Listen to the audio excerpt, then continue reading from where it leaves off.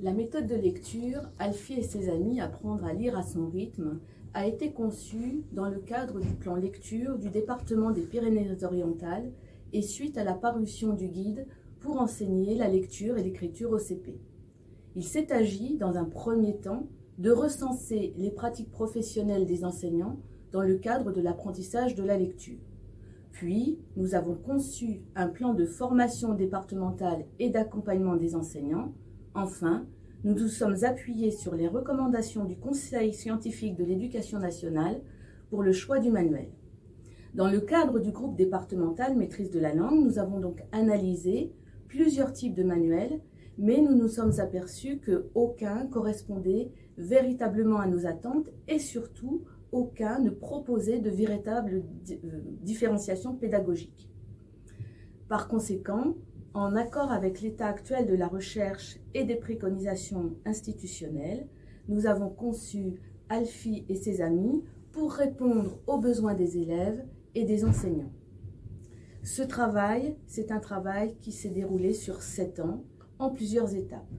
Une première étape de didactisation, une deuxième étape de conceptualisation, une troisième étape d'expérimentation et enfin une quatrième étape de régulation. La méthode de lecture Alfie et ses amis, apprendre à lire à son rythme, est un outil clé en main qui prend en compte de manière équilibrée l'ensemble des différentes composantes de l'apprentissage de la lecture. La différenciation pédagogique de tous les supports sur 3 niveaux permet à chaque élève d'avancer à son rythme. La pédagogie explicite de la compréhension conduit les enfants à devenir des compreneurs autonomes. Le travail en atelier favorise les échanges et permet à l'enseignant d'être au plus près des besoins de chaque élève. L'histoire suivie attise la curiosité des enfants, favorise la construction de leur motivation et développe le plaisir de la lecture. L'ensemble des supports de la méthode sont différenciés en 3 niveaux. Cette différenciation, elle est essentielle pour l'élève, ça lui permet d'avancer à son propre rythme. Mais aussi, elle permet à l'élève d'avoir des repères stables et rassurants pour lui. L'objectif, en fin de compte, de cette différenciation, c'est qu'il travaille dans sa zone proximale de développement afin qu'il soit toujours en réussite. La différenciation, elle n'est marquée qu'à partir de la 4e semaine, c'est-à-dire ça permet à l'enseignant durant les 3 premières semaines de connaître les niveaux de ses élèves et ainsi de constituer ces groupes de niveaux de différenciation. L'arc-en-ciel est un outil pour aider les élèves à apprendre et à comprendre certaines stratégies. Il permet aux élèves de repérer les éléments de base du texte. Les personnages, les lieux, les moments, les actions et les émotions. Oui, nous travaillons aussi la stratégie comme se faire un film dans sa tête pour mieux comprendre un texte, comprendre l'implicite à travers les reprises anaphoriques et justifier sa compréhension par un retour au texte. Travailler en atelier permet d'avoir des groupes avec des effectifs réduits. Ça permet à l'enseignant d'être au plus près de ses élèves, ce qui va lui permettre de repérer de suite les difficultés et d'y remédier immédiatement. Les séances de code et de compréhension sont toutes travaillées en atelier. Elles commencent par un moment en collectif, durant lequel l'enseignant donne les consignes des exercices qui seront faits en autonomie.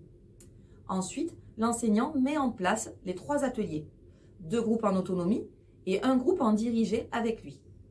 Après les 3 rotations, un bilan est fait en collectif. Cela ne pose pas de problème aux enfants puisque depuis la maternelle, ces enfants ont l'habitude de travailler en atelier. Le vocabulaire est travaillé à l'oral afin de développer le lexique des élèves. Nous avons choisi d'étudier des thèmes proches de l'univers des enfants. Une séance de lexique se déroule comme ceci. À partir d'une grande image, l'enseignant procède à une collecte de mots afin d'amener le thème que l'on va aborder avec les élèves. Ensuite, on divise le thème en différentes catégories que les élèves vont pouvoir enrichir avec leurs propres mots. Ensuite, on fait un travail sur les synonymes et les antonymes liés au thème, bien sûr. Et on termine la séance par un petit jeu qui permettra d'introduire les différentes familles de mots. La fluence est travaillée 2 fois par période, en petits groupes, dans les temps de révision. Différentes stratégies de fluence sont travaillées tout au long de l'année. Nous avons par exemple les yeux à la ligne, avec la disposition en colonne, la lecture en cascade. L'objectif de l'année étant de lire, après préparation, un texte adapté à son niveau de lecture, avec une vitesse de 50 mots par minute. L'étude de la langue est travaillée à l'oral. C'est une séance qui se fait collectivement. On démarre par la consolidation de la précédente notion étudiée. Ensuite, on introduit la découverte d'une nouvelle notion avec des exemples simples et visuels. On présente la règle et on termine par des activités d'entraînement qui sont 100% décodables. Dans le guide du maître, un lanceur par semaine est proposé. En période 1, il s'agira d'un écrit collaboratif dirigé par l'enseignant. Puis, à partir de la période 2, les élèves sont amenés à produire des écrits courts à partir de différents lanceurs. Le but étant de les amener petit à petit vers la production d'un écrit structuré de 1 à 5 lignes. Alors, les lanceurs sont proposés à partir des histoires.